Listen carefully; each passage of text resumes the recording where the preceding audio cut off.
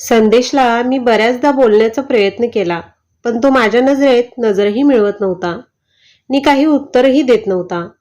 कभी कभी खामोशी मगरूर को भी मजबूर कर देती है. जवाब की चाहत में अक्सर सवालों में उलझा देती है. शेवटी न राहून एक दिवस मी त्याच्या मित्राला अमोदला बोलावून घेतलं. तो आमच्या दोघांचाही मित्र. त्या दिवशी जे काय झालं त्याबद्दल मी अमोदला सगळं सांगितलं. त्यानंतर अमोद म्हणाले, अहो, अजून बरंच काही आहे तिच्याबद्दल आणि संदेशबद्दल सांगण्यासारखं.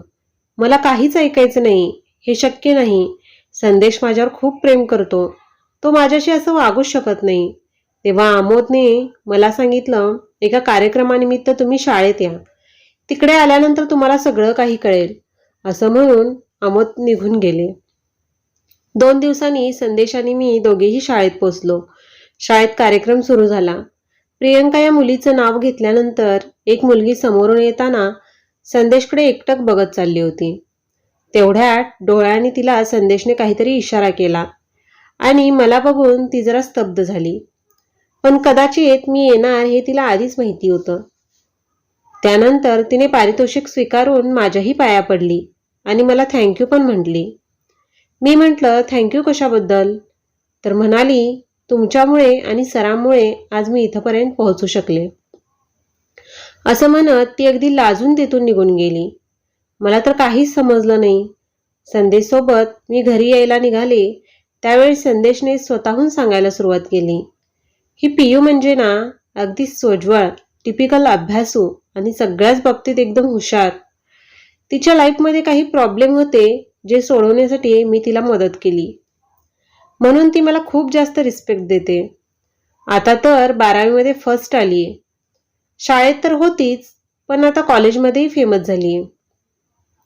त्यामुळे ब्रेन विथ ब्युटी वालं कॉम्बिनेशन क्वचितच बघायला मिळतं. त्यातलीच ही एक. आणि हो, बघितला ना केवढी नम्र आहे ती. तुझं देखील दर्शन घेतलं तिनं. जेवढं कौतुक संदेश करत होता तेवढी माझ्या मनात त्यांच्याबद्दल घृणा वाढत होती. एवढ्या वर्षात माझ्यातला एकही गुण त्याने कधी एका शब्दानेही बोलून दाखवला नव्हता. आणि हिचं कौतुक मी निमूटपणे ऐकत होते. तिचं कौतुक ऐकत ऐकत आम्ही कधी घरी पोहोचलो कळलंच नाही. कधी कधी असं वाटतं आयुष्यात सगळ्यात मोठा शाप म्हणजे समजूतदारपणा. तो जेवढा जास्त तेवढा त्रास जास्त. म्हणूनच कदाचित तुकाराम महाराज म्हटले, लहानपण देगा देवा, मुंगी साखरेचा रवा. समजदार त्रास सहन करत मरतो आणि बाकीचे मात्र नासमज म्हणून मजा मारतात. आज बऱ्याच दिवसानंतर बँकेतून कॉल आला म्हणून मी बँकेत गेले होते. तिथे गेल्यावर काही धक्कादायक बातम्या माझ्या ऐकण्यात आल्या. माझी 1,00,000 रुपयांची एफडी मोडून संदेशने फस्त केली होती. सोबत आणखी 1,00,000 रुपयांचं पर्सनल लोन माझे खोट्या हस्ताक्षर करून घेतलं होतं. हे सगळे ऐकून मी तर चक्रावूनच गेले. मी जागीच खाली बसले. तिथल्याच एका व्यक्तीने मला पाणी आणून दिले आणि मला जरा बरं वाटलं. कभी कभी किस्मत भी अपना साथ छोड़ देती है. हंसने के बहाने मिलकर और ज्यादा रुला देती है.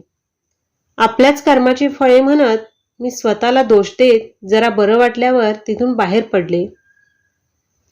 तेवढ्याच समोरून अमोग येऊन उभे राहिले. वहिनी, इकडे कुठे? काही नाही भाऊजी, जरा बँकेत आले होते असं म्हणताच त्यांनी मला गाडीवर बसायला सांगितलं. आम्ही दोघे कॉफी शॉपमध्ये बसलो. तिथे बसल्यावर बँकेत जे काही घडलं ते सगळं अमोद समोर मी सांगितलं. तसं अमोद बोलायला लागला. ओ आय सी, असं झालं तर सगळं. शेवटी तुम्हाला कळलंच. मी तुम्हाला सगळं त्याच दिवशी सांगण्याचा प्रयत्न करत होतो आणि असे वाटले होते की शाळेत आल्यावर तरी तुम्हाला कळेल. पण त्यातही संदेशने अशी काही सेटिंग लावली की तुम्ही क्लीन बोल्ड झाल्या. अहो, सध्या पिऊने 75,000 रुपयांची स्कूटी घेतली आहे. तिच्या वडिलांनी घेऊन दिले असे ती सांगते. पण मला 101% माहिती आहे की ती संदेशनेच दिली आहे. कारण रोजंदारीवर काम करणाऱ्या बापाची 75,000 रुपये असे गाडीवर उडवण्याची इच्छा होणार नाही. पण पुराव्याअभावी मी तुम्हाला सांगू शकत नव्हतो.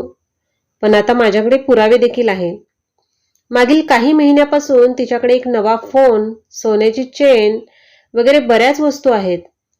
जसं तुम्ही म्हणताय 1,00,000 रुपयांची एफडी आणि 1,00,000 रुपयांचे कर्ज हे घेऊनच त्याने हे सगळं केलं असावं. अन्यथा 20,000 रुपयांच्या पगारात तो काय काय करणार? हो ना. अहो, पण यांना कसं सुचतंय हे? माझ्यासोबत असं का होतंय? मी काय वाईट केले कुणाचं? माझ्यासोबत असं का? वहिनी, तुम्ही आधी शांत व्हा. आपण यावर काहीतरी मार्ग काढू. तेवढ्यात वेटर कॉफी घेऊन आला. दोघांनीही कॉफी घेतली. कॉफी झाल्यावर आमोद म्हणाले, खरं तर संदेशकडे अजून एक फोन आहे, ज्यावर फक्त तिचे कॉल येतात. तोच दाखवण्यासाठी मी तुम्हाला शाळेत बोलावलं होतं. पण तिथलं वातावरण बघून तुम्हाला काही बोललो नाही. पण आज बँकेतली सगळी माहिती तुम्हाला कळली म्हणून आज हे सगळं सांगतोय. याआधीही मला बऱ्याचदा तुम्हाला सांगायचं होतं, पण नेहमी कैचीत सापडायचो. आज जरा हलकं वाटतंय. वहिनी, तुम्ही काही टेन्शन घेऊ नका, सगळं सुरळीत होईल. असं बोलून नंतर भाऊजींनी मला घरी सोडलं. घरी आल्यानंतर सगळा विचार करत सगळं असह्य झालं होतं. विचार केला आपण स्वतःला कशात तरी गुंतवायला पाहिजे. तेवढ्यात पुस्तकाच्या कपाटावर नजर गेली. त्यातील एक पुस्तक उचललं. क्रौंचवध, वि. स. खांडेकर. प्रस्तावना वाचताना डोळ्यातून अश्रू वाहायला लागले. आपण सगळे म्हणजे निष्पाप क्रौंच आणि समाज म्हणजे निषाद. याच निषादाच्या तावडीत सापडलेला झ्वाईंग नाझीच्या तावडीत सापडल्यावर प्रिय जन्मभूमीचे दर्शन होणे अशक्य या विचाराने त्याची होणारी तडफड आणि त्यातच त्यांनी घेतलेल्या मृत्यूचा आश्रय. माझ्या मृत्यूने तरी हेच जग शुद्धीवर येवो असा चेहऱ्यावरील भाव आणि त्याच्या मृत्यूच्या वेळी पतीच्या सोबत करण्याकरता विष प्राशन करून त्याच्या गुडघ्याला मिठी मारून बसलेली त्याची प्रिय पत्नी. किती भाग्यवान पत्नी म्हणावी लागेल. मरतानी पतीच्या सहवासात आणि इथे मी जिवंत असूनही विरह यातना सहन करते. माझ्याच नशिबात हेच का असेल. पण तेवढ्यात पुन्हा ज्वाईंग आणि त्याची पत्नी समोर यायला लागली. प्रत्येक वेळी अगदी मरतानाही पतीची साथ न सोडणारी त्याची पत्नी मला दिसली आणि ठरवलं आज संध्याकाळी मी घरी आल्यावर काय ते फायनल करून टाकू. संध्याकाळचे 8 वाजले तरी संदेश घरी यायचा पत्ता नाही. फोनही उचलत नाही. मग काय झालं असेल? नेहमी फोन करून कळवतात तरी आज असं काय झालं असेल? त्या मुलीच्या सोबत फिरत तर नसतील? तिला पण काय माझंच घर सापडलं आग लावायला? नेमकं सगळं सुरळीत होत होतं ना? कुणाच ठाऊक कुणाची नजर लागली आहे. पण दुसरं तर काही झालं नसेल ना? माझ्याच मनाला आवर घालत मी दरवाजाकडे वाट बघत उभी होती. तेवढ्यात अमुक भाऊजींच्या गाडीवर मागे बसलेले घराकडे येताना दिसले आणि जीवात जीव आला. पण तेवढ्यात बघते तर काय, त्यांचा चेहरा एकदम रक्ताळलेला. अरे देवा, हे काय झालं? काय लागलं? असं म्हणत मी रडायला लागले. तेवढ्यात अमुक भाऊजी म्हणाले, बहिणी तुम्ही शांत व्हा, मी सगळं सांगतो.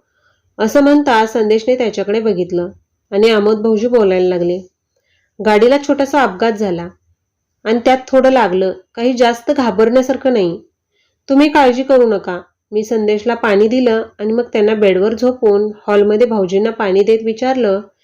तेव्हा त्यांनी सांगितलं, रस्त्यावर एका 4 व्हीलरने त्यांना धडक दिली. पण एवढा काही जास्त मार नाही लागलेला. डॉक्टरांनी सांगितले की त्यांना थोडा आराम करू द्या आणि जास्त त्रास देऊ नका. खरंच संदेशला अपघात झाला असेल की तो काही लपवतो आहे? जाणून घेण्यासाठी भेटूया पुढील भागात. मैत्री की प्रेम भाग 4 मध्ये.